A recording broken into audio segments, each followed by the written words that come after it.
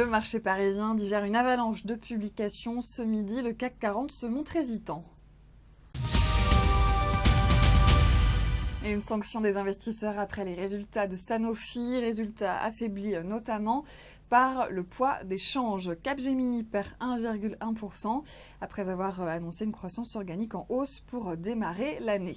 A l'inverse, Essilor a délivré une publication qui semble prouver que la société en a fini avec la période de croissance molle.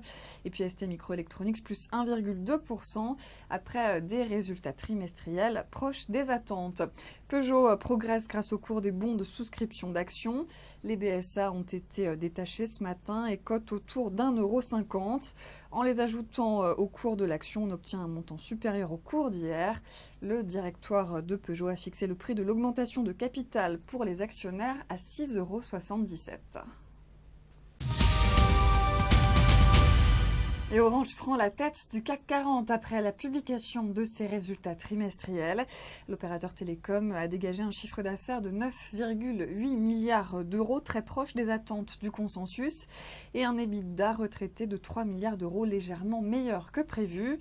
Une performance très satisfaisante pour le président Stéphane Richard, qui évoque des résultats portés par une dynamique commerciale toujours très forte. Orange confirme ses objectifs pour cette année. C'est la fin de ce flash et vous avez rendez-vous à 18 h pour la clôture.